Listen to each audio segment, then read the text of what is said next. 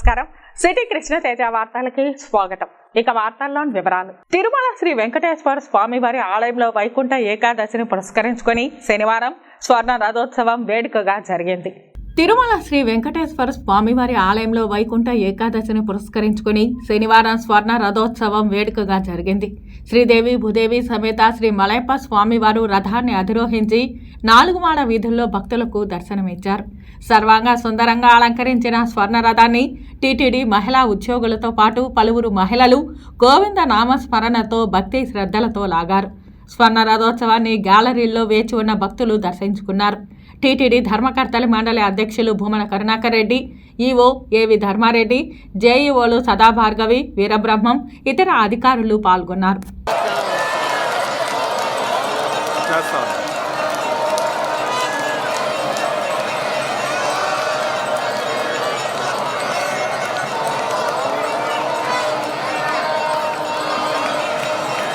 వైకుంఠ ఏకాదశి పర్వదినాన్ని పురస్కరించుకొని శ్రీవారి ఆలయంలో చేసిన అలంకరణ భక్తులను విశేషంగా ఆకట్టుకుంటోంది.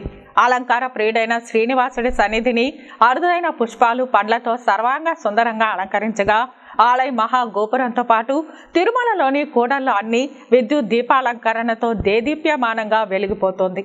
కలియుగ ఇలవైకుంఠంగా పేరుగాంచిన తిరుమల కొండను వైకుంఠ ఏకాదశి పర్వదినాన్ని పురస్కరించుకొని శోభాయమానంగా తీర్చిదిద్దింది టీటీడీ. వైకుంఠ ద్వార దర్శనం కోసం వస్తున్న భక్తులు నిజంగానే వైకుంఠంలోకి ప్రవేశించామా అన్నట్లు ఈ ఏటా టీటీడీ అలంకరణలు చేసింది. వివిధ రకాల అరుదైన పుష్పాలతో పాటు పలు రకాల పండ్లతో శ్రీవారి ఆలయాన్ని సర్వాంగ సుందరంగా తీర్చిదిద్దారు టీటీడీ ఉద్యానవన సిబ్బంది. శ్రీవారి ఆలయ మహాగోపురంతో పాటు ఆలయం లోపల ధ్వజస్తంభాన్ని వివిధ రకాల పుష్పాలతో అత్యంత శోభాయమానంగా అలంకరించారు. వైకుంఠ ద్వార దర్శనం కోసం వచ్చే భక్తులకు ఈ పుష్పాలంకరణ అదనపు ఆకర్షణ కానున్నది. రంగురంగు పుష్పాలతో ఎటు చూసినా పూల తోరణాలు, కటౌట్లు, బొకేలతో చేసిన అలంకరణ ప్రధాన ఆకర్షణగా నిలుస్తోంది. ఇక వైకుంఠ ద్వార మార్గాన్ని పలు రకాల పుష్పాలతో వైభవోపేతంగా అలంకరించారు.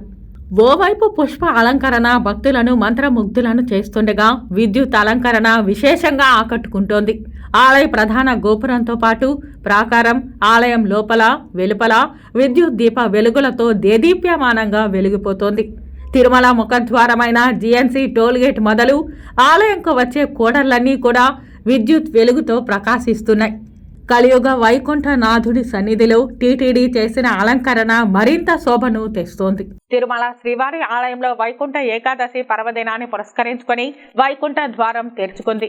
శనివారం తెల్లవారుజామున 1:30 ఆలయ అర్చకులు శాస్త్రోక్తంగా శ్రీవారి ఆలయంకు పక్కనే ఉన్న వైకుంఠ ద్వారంను తెరిచారు.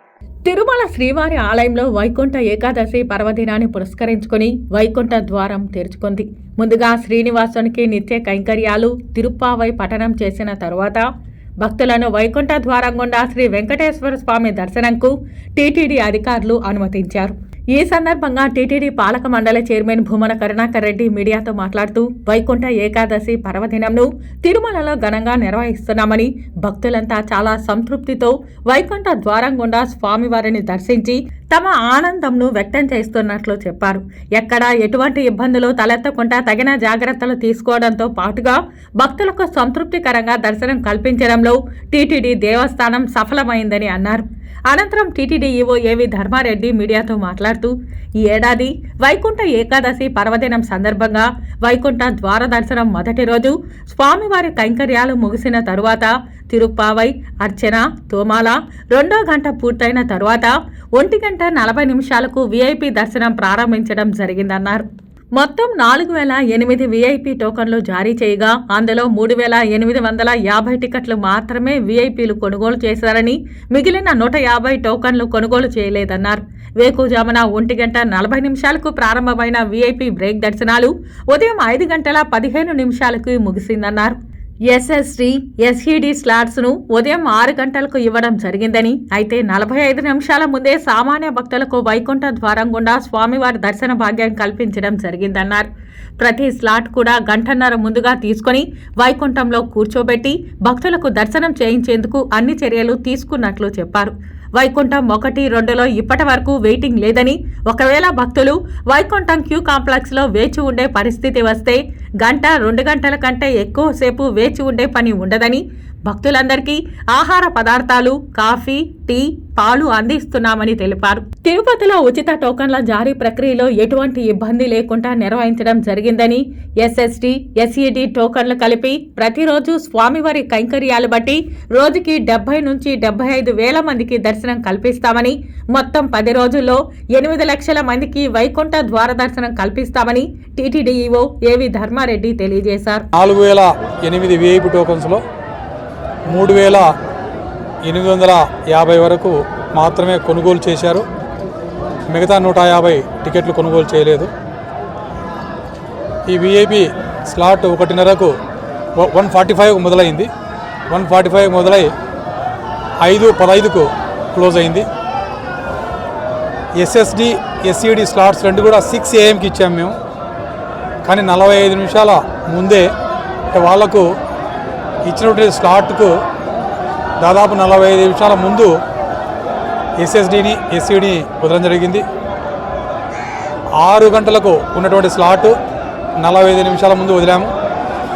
ఇప్పటి నుంచి ప్రతి స్లాట్ కూడా 1-1.5 అవర్ ముందు తీసుకొని వైకుంఠంలో కూర్చోబెట్టుకొని వాళ్ళకు భక్తులకు మంచి దర్శనం చేయించి వైకుంఠ ద్వార దర్శనం పంపించే విధంగా అన్ని ఏర్పాట్లు చేస్తున్నాం. వైకుంఠం 1, వైకుంఠం 2లో ఇప్పటికరి అయితే వెయిటింగ్ లేదు. వెయిటింగ్ లేకపోయినా భక్తులకందరికీ కూడా కాఫీ, టీ, పాలు అన్ని అందించడం జరిగింది.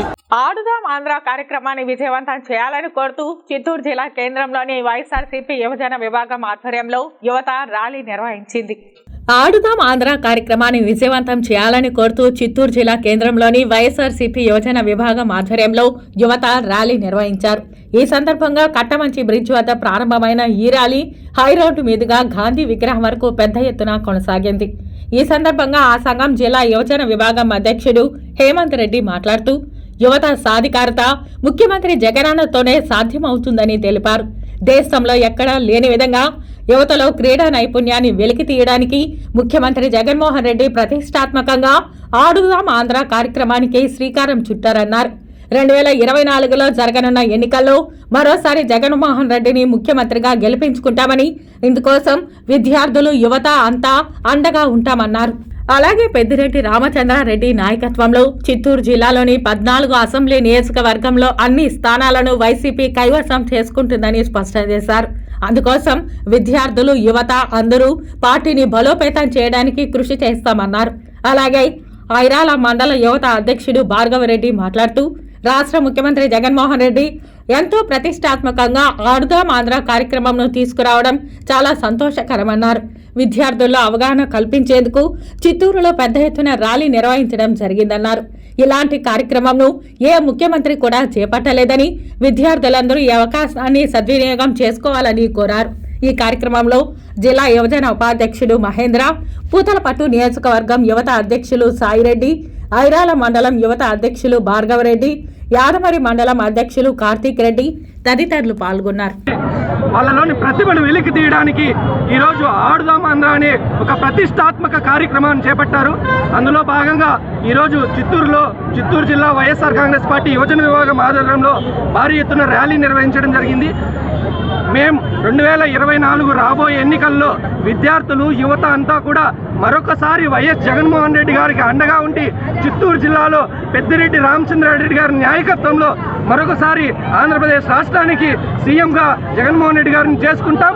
చిత్తూరు జిల్లాలో 14 సీట్లు క్లీన్ స్వీప్ చేసే విధంగా వైఎస్ఆర్ కాంగ్రెస్ పార్టీ ముందుకెళ్తుందని మేము తెలియజేస్తున్నాం. అదేవిధంగా చిత్తూరులో కానీ, పూతలపట్టు, గంగాధరనీళ్ళు అన్ని నియోజకవర్గాల్లో కూడా వైఎస్ఆర్ కాంగ్రెస్ పార్టీ చాలా బలంగా ఉంది. కార్యక్రమం ర్యాలీ చేపట్టడం జరిగింది. అలాగే విద్యార్థుల్లోని ప్రతిభని బయటకు వెలికి తీసేందుకు జగన్మోహన్ రెడ్డి గారు చేపట్టిన ఈ ఆడుదాం ఆంధ్ర అనే కార్యక్రమాన్ని విజయవంతం చేయాలని చిత్తూరు జిల్లా యువజన వైఎస్ఆర్ కాంగ్రెస్ పార్టీ యువజన విభాగం తరఫున కోరుకుంటున్నాం. అలాగే జగన్మోహన్ రెడ్డి గారికి కృతజ్ఞతలు కూడా తెలుపుతున్నాం. ఎందుకంటే ఏ ప్రభుత్వాలు కూడా ఇంతవరకు విద్యార్థుల పట్ల కానీ యువకుల పట్ల కానీ శ్రద్ధ చూపించింది లేదు. ఈసారి మన జగన్మోహన్ రెడ్డి గారి ఆడదాం అనే ప్రోగ్రాంతో యువతలోని ప్రతిభనే కాకుండా విద్యార్థులకు కూడా ఎంతో ప్రోత్సాహకాలు అందిస్తున్నారు. కావున ఈ ఆడదాం ఆంధ్ర అనే కార్యక్రమాన్ని సద్వినియోగం చేసుకోవాలని చిత్తూరు జిల్లా యువకులకు కూడా ఈ సభాముఖంగా తెలియజేసుకుంటున్నాము. వైకుంఠ ఏకాదశి పర్వదినాన తిరుమల శ్రీవారి సేవలో పలువురు ప్రముఖులు పాల్గొన్నారు. వీరికి టీటీడీ అధికారులు స్వామివారి దర్శన ఏర్పాట్లు చేసి తీర్థ ప్రసాదాలు అందజేశారు.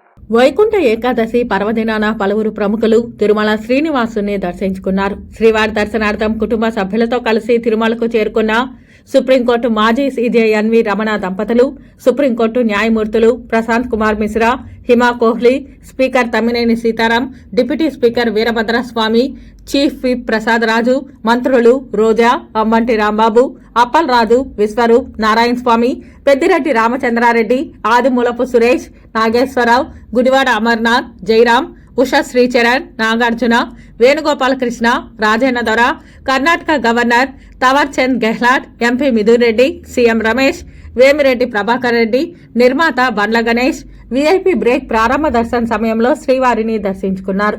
దర్శనానంతరం రంగనాయకుల మండపంలో వేద పండితులు వేదాశీర్వచనం పలకగా ఆలయ అధికారులు స్వామివారి వస్త్రంతో సత్కరించి శ్రీవారి తీర్థ ప్రసాదాలు అందజేశారు. వైకుంఠ ఏకాదశి దర్శనాలలో స్థానిక ప్రజలకు తగిన ప్రాధాన్యత ఇవ్వలేదని ఆరోపిస్తూ కాంగ్రెస్ పార్టీ నాయకులు టీటీడీ పరిపాలనా భవనం ఎదుట నిరసన చేపట్టారు.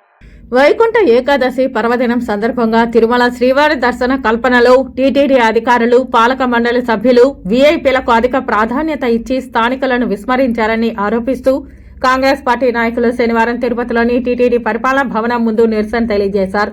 ఈ సందర్భంగా కాంగ్రెస్ పార్టీ నగర అధ్యక్షులు గోపి మాట్లాడుతూ గతంలో ప్రతి నెలలో ఒకరోజు స్థానికులకు దర్శనం కేటాయించేవారని, అదేవిధంగా వైకుంఠ ఏకాదశి, ద్వాదశి పర్వదినాలలో టీటీడీ ఉద్యోగులతో పాటు స్థానిక తిరుపతి ప్రజలకు ప్రత్యేకంగా పాసులు అందజేసేవారని గుర్తు చేశారు. అయితే ప్రస్తుతం 10 రోజుల పాటు వైకుంఠ ద్వారం తెరిచి అందరితో సమానంగా తిరుపతి ప్రజలకు కూడా టోకన్లు జారీ చేయడం సరికాదన్నారు.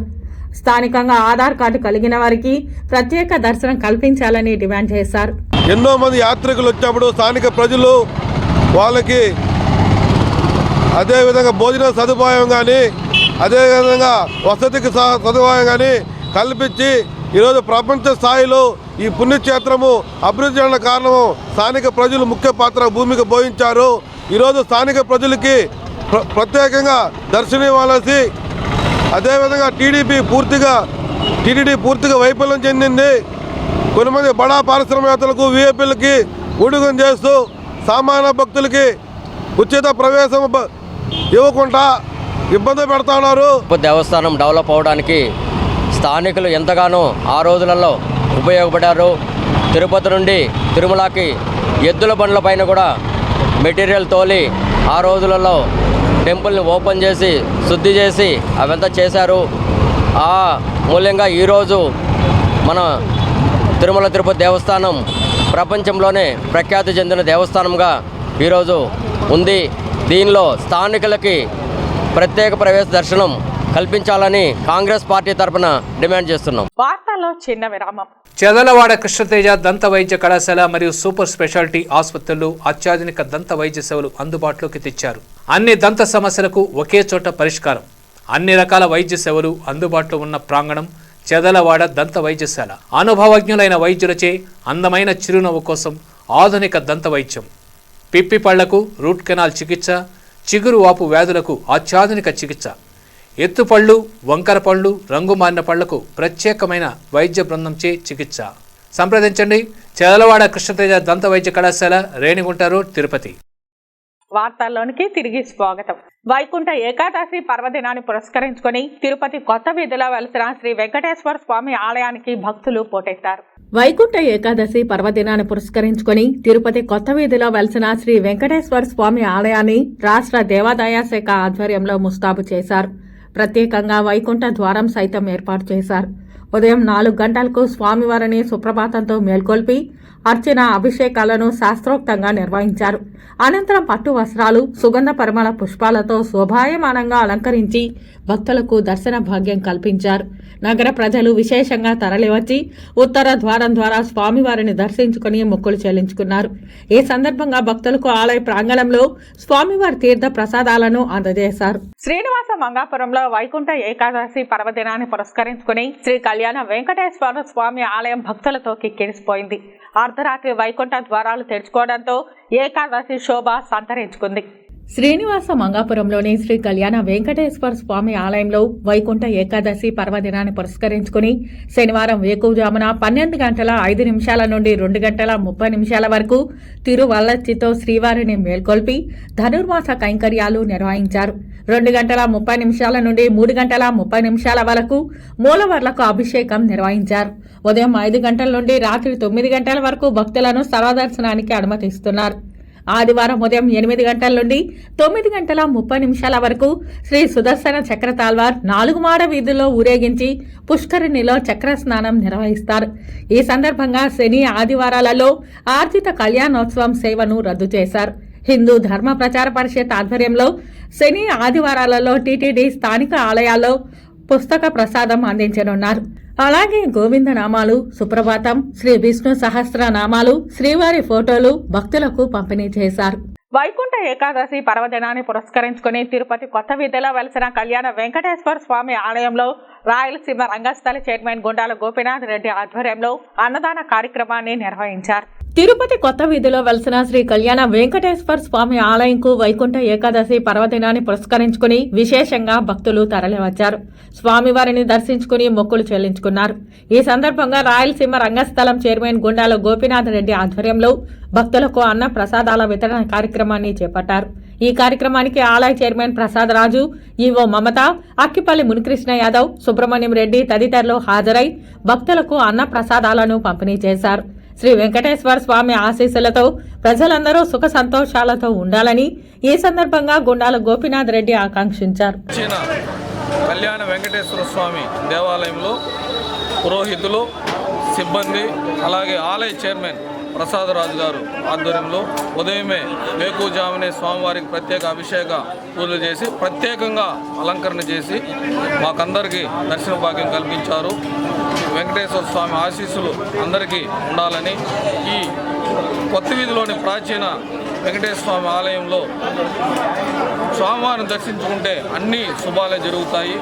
ఈరోజు భక్తులు విరివిగా వచ్చి స్వామివారిని దర్శించుకుంటున్నారు. రేపు సాయంత్రం వరకు ఈ వైకుంఠ ద్వారం ఉంటుంది. ప్రతి ఒక్కరూ వచ్చి స్వామివారిని దర్శించుకుని స్వామివారి కరుణా కటాక్షాలు మనకందరికీ పొందాలని కోరుకుంటూ వైకుంఠ ఏకాదశి పర్వదిన శుభ సందర్భంగా ప్రాచీన పురాతనమైన శ్రీ కొత్త వీధి కళ్యాణ వెంకటేశ్వర స్వామి దేవస్థానం నందు వైకుంఠ ఏకాదశి పర్వదినం చాలా చాలా బాగా జరుగుతున్నది.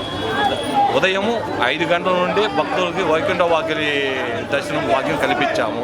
అదేవిధంగా భక్తులు సమయస్ఫూర్తితో వచ్చి స్వామివారి అనుగ్రహం పొందుతున్నారు. వీళ్ళకైనా మేము సామాన్య భక్తులకే పెద్దపీట వేస్తూ వాళ్ళ దర్శనం భాగ్యం కల్పిస్తున్నాము. ఇది చాలా పురాతనమైన ప్రాచీనమైన గుడి అన్నమాట. చాలా మహత్యమైన గుడి. అఖిలాండ కోటి బ్రహ్మాండ నాయకుని పట్టపురాణి శ్రీ పద్మావతి అమ్మవారు వైకుంఠ ఏకాదశిని పురస్కరించుకొని బంగారు తిరుచీపై కొలువుదీరి తిరుమాడ వీధుల్లో ఊరేగారు. శ్రీ వెంకటేశ్వర స్వామికి ఎంతో ప్రీతికరమైన వైకుంఠ ఏకాదశిని పురస్కరించుకుని శ్రీ పద్మావతి అమ్మవారికి నిత్యార్చన పూజాది కార్యక్రమాలు నిర్వహించారు. కళ్యాణోత్సవం తరువాత రత్న కచిక మాణిక్యాలతో అలంకరించిన శ్రీ పద్మావతి అమ్మవారిని బంగారు తిరుచీపై కొలువుదీర్చి తిరుమాడ వీధుల్లో ఊరేగించారు. భక్తులందరూ నీరాజనాల పట్టి తమ మొక్కులు తీర్చుకున్నారు. ఈ కార్యక్రమంలో ఆర్జిత ఇన్స్పెక్టర్ గణేష్, వాహనం ఇన్స్పెక్టర్ సుభాస్కర్, అర్చక స్వాములు తదితరులు పాల్గొన్నారు.